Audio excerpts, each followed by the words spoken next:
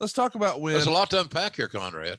let's let's talk about when we hit the reset button, and that's really why we're talking Lex Luger today. Of course, Yes. we had originally hoped to do Lex Luger all in one episode, but as you like to say, Jim, because Lord knows I would never say something like that. There's so much to unpack here. There's no so way we much. can get it in one episode. So we split it up. And the reason we decided to split it up and do it today is because of the 4th of July, which of course is right around the corner. And that's really when the Lex Express is born. So the narcissist is put to rest. And here we go with the reset. Were you involved at any of the quote unquote office discussions about sort of getting a new coat of paint, as Bruce likes to say? Uh, not not really too much in depth. I mean, Vince would say, what do you think? You worked with him, et cetera, et cetera. What kind of guy is he? Yeah. Things like that, just to get background.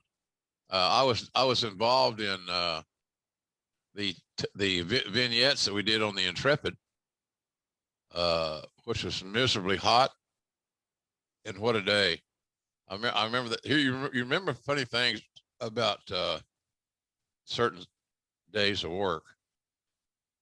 I get a ride over to New York City from Stanford. One of those deals. Say meet so and so here. They'll give you a ride over. Here and we're here. Nelson Swegler is going to be your producer, and Nelson was there for years and years and years. And so I go there to the Intrepid. They take me a little tour of this famous battleship, and we lay out what we're going to be doing and all that stuff. Start recording, and then the shoot's over, and everybody's gone, and they forgot my ass. So I'm left in New York City with no ride. So you can say, well, I'll damn get Uber. I don't know that Uber is even available now. No. And the other fact is get a cab. You get a cab. You'll get a cab from New York City to another state. Yeah. To Connecticut, for example. So it was not a good day for me because it's just so, pain in the ass. It's so hot on that period, that point in time.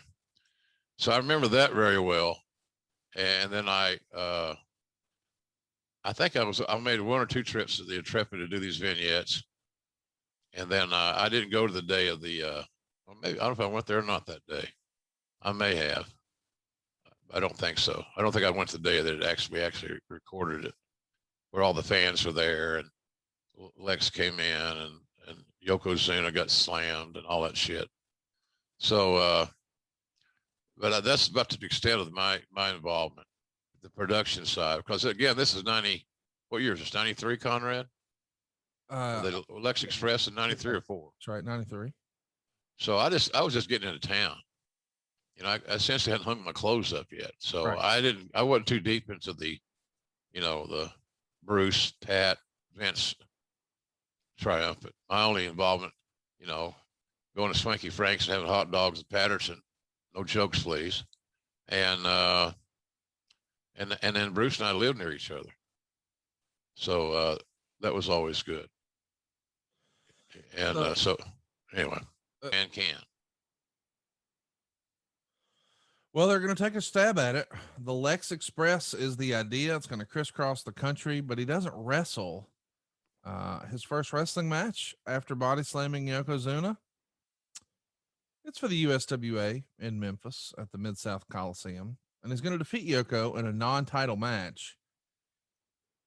Listen, I understand that Vince has that famous clip out there that says, "We make movies." I get that. But if we're going to crisscross the country and try to get this guy over, should we not have him, win some fucking matches? What do you think of that creative? It was just a different philosophy, Conrad. But it's just marketing. It was the old barnstorming tour. Jack Dempsey did barnstorming tours in boxing way back in the day, but he didn't fight in every town. Right. It was all publicity. And it was expensive. He had to have a driver and an attendant. Guys like him have to eat every 3 hours. So seriously, somewhere thereabouts. and they got to eat certain things. It's not like you and me on the Conrad Express. We're going to stop whatever's fucking open. We don't care. Yeah. You got any burgers? You got any pizza? You got any barbecue? Whatever's there, we're going to eat it. He wasn't that way. You know, he had to have his grilled chicken breasts and all those things and balance his carbs. I'll say that he's very dedicated how he ate. But I can see why. I think that's why he didn't wrestle as much. The other thing was, you know, we knew that was the marriage is going to be Yoko and Lex. Obviously, Yoko being the champion, it was thought that Lex would be the next champion. But Vince wanted to make sure that Lex had all of his I's dotted, T's crossed, as related to working with Yoko. So that's why they went off Broadway down in Memphis and had a run through to see how that was going to be, because everybody's got to kind of figure out their dance partner and your new music and all that good stuff. So that was all done to protect Lex, because we knew what we had in Yoko, obviously. So I think that was the basic reason, just publicity, garnering publicity, and then they shoot all this video footage in these towns, salt the crowd a little bit, so there's a crowd there. It's the old. I always compare it to the old politicians on the train. You know, it's just you had to have a crowd there, and then that crowd made the news. Those newsreel things back in the day. So now you got your camera crews with you. They're 24/7, and they can feed back this footage to Stanford for the vignettes and all the stuff in our TV shows. So he was on television a lot, but in a controlled way to help create his image and the image that Vince wanted him to have. Tell me about the Lex Express as a concept. I mean, this is the first time I remember something like this being done in wrestling. What'd you think of, hey, we're going to put Lex Luger on a bus? And you knew Lex Luger, the real guy behind the character. What do you think he thought of the Lex Express concept? Well, I know he thought he wanted to get over. Yeah, for sure. And I know that he wanted to get to the next level where the big money was waiting. But I don't know how motivated he was to live on that bus for a while. You know, some guys could make it just fine. Some guys would feel like they're being, you know, strangled, squeezed a little bit. He never told me that exactly, but I know that when I would see him at an arena, he would say something along the lines, "It's just good to get off the bus for a while." Because I could see it being challenging. Oh, for sure. So, it was like a tour bus, kind of what it was, the Lex Express. He had all the amenities, TV, bed.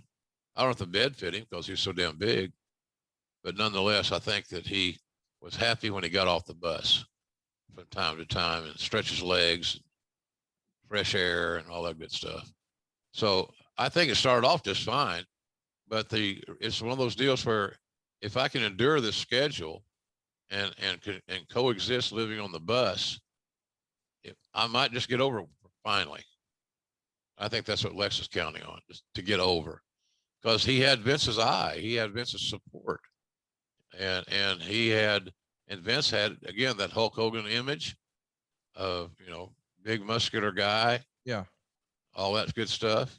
So, but I'm sure it's challenging as hell. It would be for me, I can tell you that.